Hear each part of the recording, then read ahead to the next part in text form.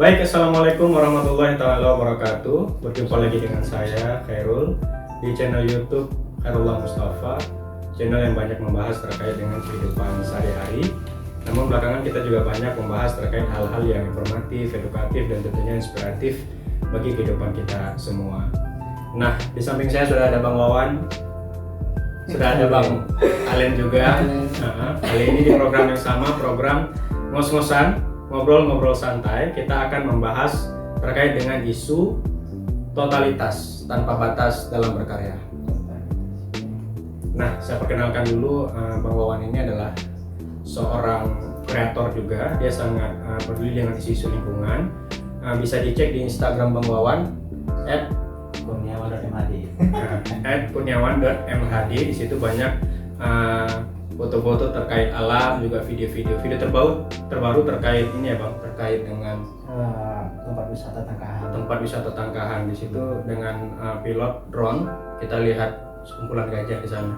Nah, di samping saya lagi sudah ada Bang Alen, founder dari LPH Creator Freedom yang dalam berkarya totalitas tanpa batas Bang ya.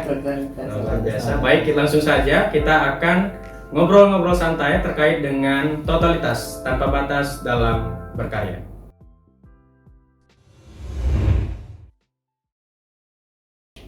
Bang Alen, kenapa kita kalau berkarya itu harus totalitas tanpa batas?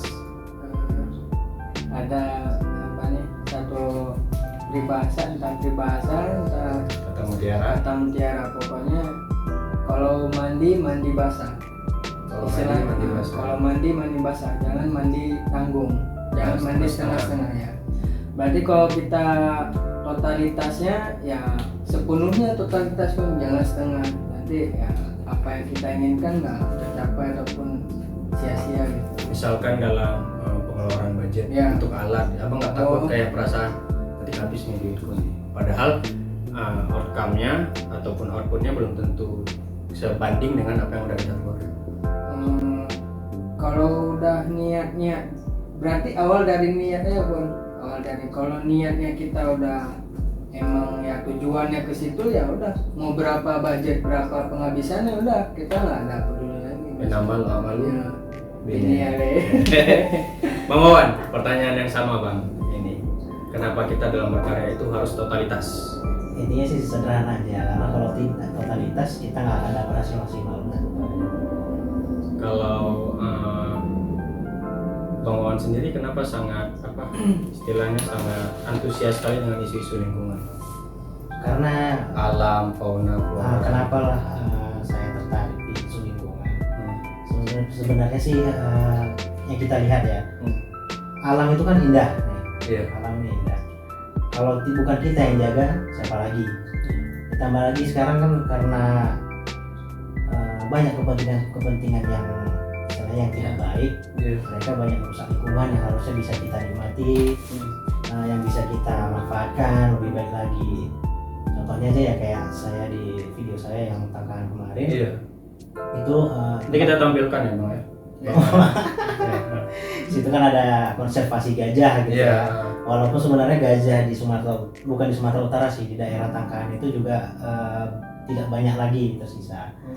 Nah, dari situ kan kita belajar bahwasanya kalau gajah Sumatera itu musnah, Iya. siapa lagi yang bisa melihat gitu. Apakah anak cucu kita nanti bakal melihat itu lagi? Kan nggak mungkin mereka hanya melihat melalui video gitu. Ya, saya mengabadikan dalam video ya bukan berarti saya tidak ingin mereka gajah-gajah tersebut lebih lestari lagi. Intinya video itu ya untuk konsumsi saya pribadi, karena saya suka mencintai hal-hal yang seperti itu, natural, flora fauna, travel ke alam-alam yang hijau-hijau, karena saya mencintai itu. Intinya sih ya kalau bukan kita yang menjaga, Siapa lagi? siapa lagi? Kalau bukan sekarang, Kapan lagi? Maunya kan tadi Pak Wawan ada bilang kalau sekarang lingkungan itu untuk kepentingan aja ya. Iya. Maunya orang yang kepentingan itu mereka udah perlu kepentingannya, lanjut memikirkan ataupun melihat lah. Keberlangsungan. Jangan cuman kepentingan aja. Pribadi, Pribadi. biasanya ya. Kalaupun Iya. memang kepentingan sih harus kepentingan yang bisa menguntungkan dua belah pihak Iya, gitu ya. iya. Jadi lingkungan bisa lebih lestari, manusia bisa mendapatkan manfaat lebih banyak lagi. Contoh kayak seperti Taman Nasional kan, Taman Nasional. Keuntungan dari kita manusia apa? Kita bisa menjual keindahannya, kita bisa dapat duit, kita bisa memanfaatkan warga-warga lokal yang mungkin mereka tidak tahu bahwasanya pekerjaan yang mereka dulu, misalnya contoh di Tangkahan itu dulu pekerjaan mereka itu mayoritas adalah penebang pohon, illegal logging. Itu saya sempat berbincang-bincang juga kemarin pada mereka. Jadi setelah mereka daerah itu dijadikan taman wisata, mereka beralih menjadi pengelola wisata. Kan menjadi yang awalnya itu hanya berpihak keuntungan pada manusia aja, sekarang berbalik jadi dua pihak. Gitu.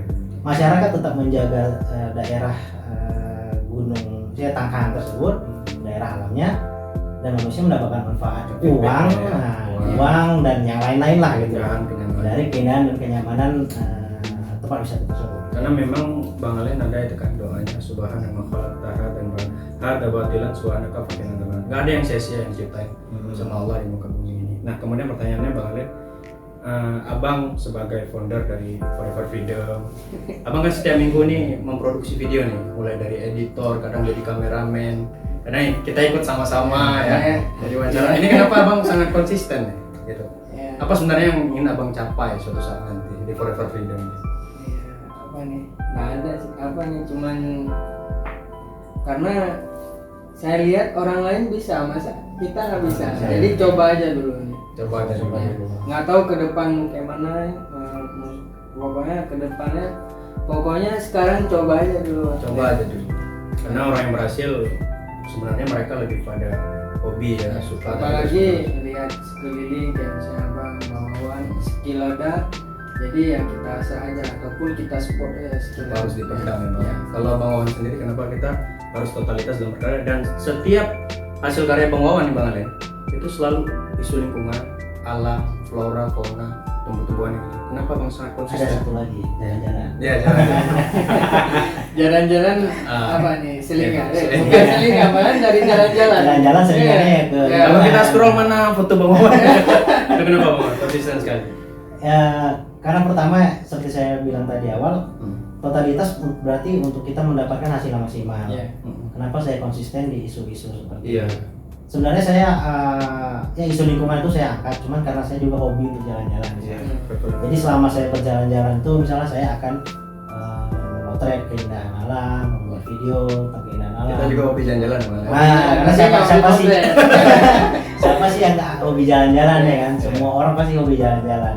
Mau itu di luar negeri, mau itu dalam negeri. Ya, intinya kan yang pesan yang ingin saya sampaikan adalah di dalam negeri sendiri nih masih banyak spot-spot yang indah yang masih menjaga alamnya gitu, masih bagus, dan juga bagaimana masyarakat itu bisa menjaga kearifan lokalnya, menjaga bagaimana keseimbangan antara alam dan manusia. Penting kali. Tapi kalau kita keluar negeri, kita belajar budaya. Atau seperti saya beberapa kali keluar negeri kan, Thailand, Malaysia ya. Yang saya ekspos apa? Budaya. Karena apa? Ya di situ kita belajar bagaimana budaya manusia lain istilahnya kan, dan bagaimana mereka bisa gimana ya? Bagaimana budaya dan kemajuan teknologi itu bisa bersatu di negara lain gitu. Contoh di Malaysia dan Thailand. Thailand itu budayanya juga tetap masih lestari, dibarengi dengan mereka sangat teknologi identik sama mereka. gajah kan? Gajah. Ya, identik ya kan negeri gajah putih kan. Dan juga di Thailand kan juga identik dengan teknologi mereka yang maju, sama juga dengan Malaysia. Dan memang masih itu yang masih bisa saya capai lah negara-negara yang masih Asia Tenggara. Insya Allah ke depannya bisa bareng-bareng kita berangkat ya. Tapi bentar, kenapa di luar negeri budaya sedangkan di sini gitu? Ini kita kerak Wawan ya. Kenapa dalam negeri saya angkat isu lingkungan? Karena memang negara kita ini kan negara yang kaya ya, misalnya alam itu kita nomor satu. Bukan berarti saya tidak ingin mengekspos budaya, tapi memang budaya, istilahnya kita sendiri kita udah paham kan. Malahan budaya kita pun nggak kalah juga. Nggak kalah juga. Dan di Indonesia sendiri orang yang mengekspos budaya udah banyak gitu loh. Dan saya juga punya misi untuk bagaimana sih bisa menjaga lingkungan. Walaupun saya tidak berbuat banyak dalam hal istilahnya kampanye lingkungan itu saya tidak berbuat banyak, tapi saya seperti inilah cara saya untuk melestarikan lingkungan di dalam negeri. Tapi bukan berarti saya ingin juga, saya juga suka sih untuk mengekspos budaya di Indonesia. Tapi karena kebetulan saya hanya bisa masih di Sumatera Utara, mungkin lain kali ada kesempatan saya akan ekspos tentang budaya Sumatera Utara, dan saya sih kepengennya sih ke Kuta Cane gitu. Karena situ kan ada balapan kuda kan, nah itu saya pengen ke sana. Sekali kita buat video di sana. Nah satu lagi kenapa di luar negeri untuk budaya, karena ya istilah kita mengenal gitu loh. Kita nggak tahu nih budaya luar negeri itu bagaimana. Tapi saat kita sudah menginjakkan kaki di negara orang, pasti yang pertama kita ingin tahu apa? Bagaimana kebiasaan mereka, budaya mereka, adat istiadat mereka. Sama nggak sama yang kita punya di dalam negeri? Atau berbeda tidak? Kalau berbeda, apa sih uniknya dari budaya mereka? Dan bagaimana mereka bisa melestarikan budayanya walaupun teknologi tetap maju berjalan gitu. Itu sih yang saya tertarik kalau ke luar negeri gitu. Dan bagaimana sih mereka bisa contoh kayak Thailand ya, itu pariwisata mereka maju gitu. Bagaimana mereka bisa memadukan semuanya, jadi tentu kita berharap sebagai pendapatan ke depan negara gitu. Pariwisata kita berkembang. Ya pasti itulah, kita berharap pariwisata kita lebih terkenal lah, jangan cuma Bali aja gitu.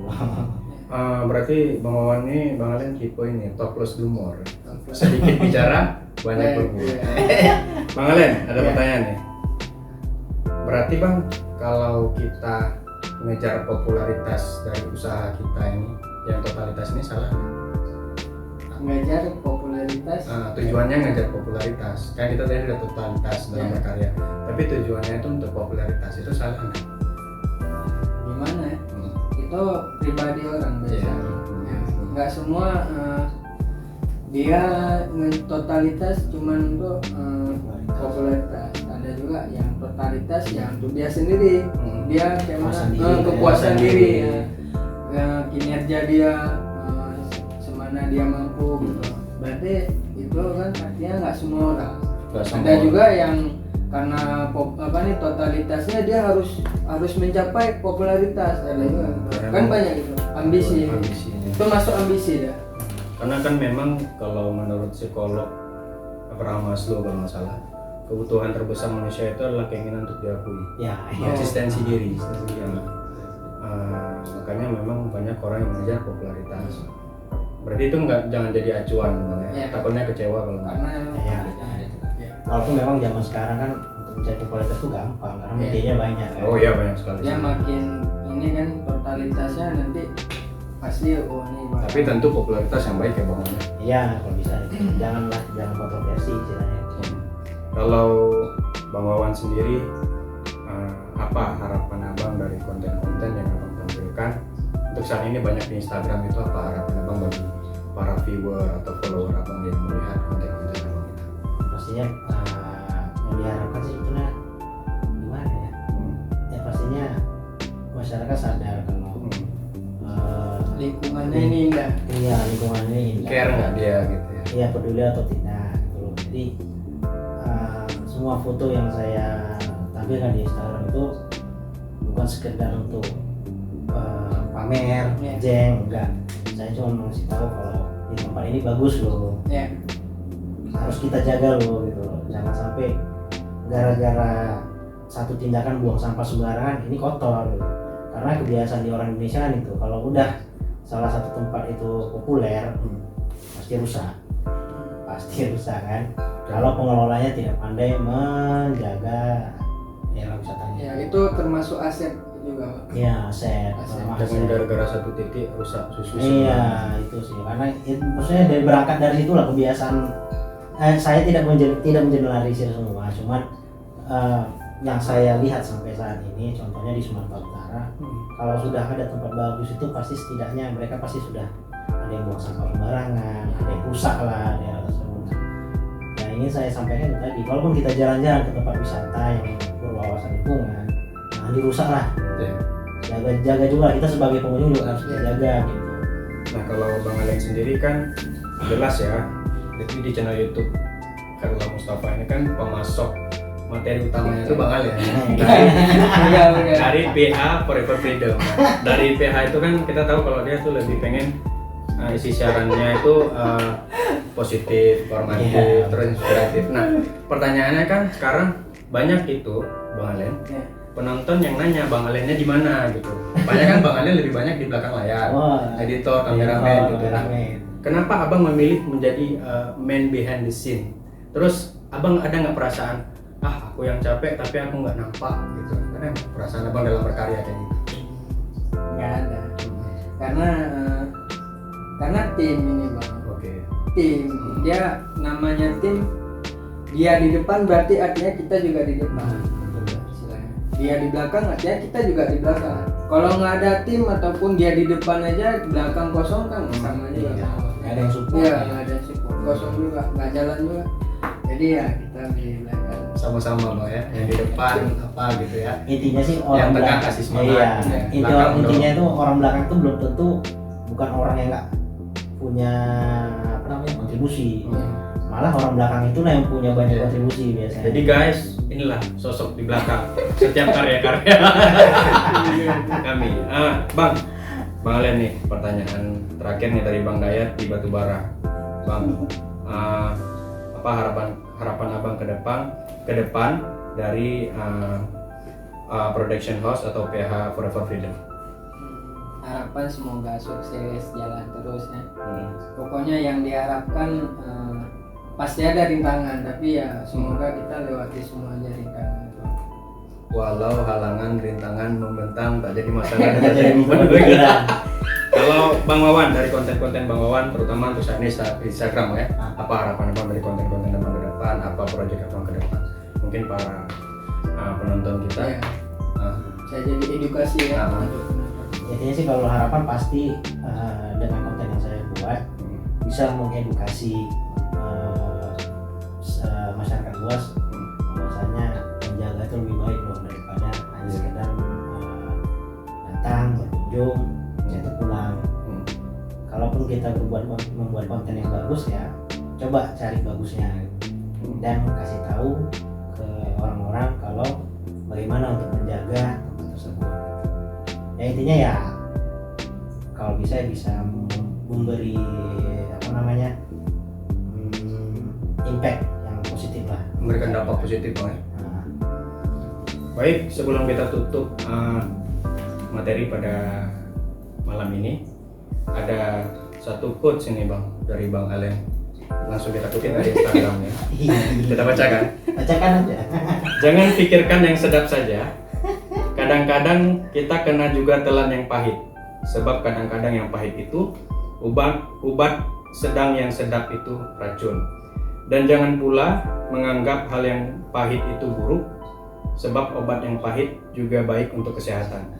Begitu juga dalam sebuah kehidupan, yang pahit belum tentu buruk.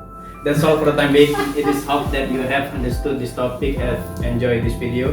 Thanks a lot for Mr. Muhammad Kurniawan. Thanks a lot for Mr. Alen. Thanks a lot for all who have watching this video. Thanks a lot for your full attention to us and the last. See you, sampai jumpa di video kami berikutnya.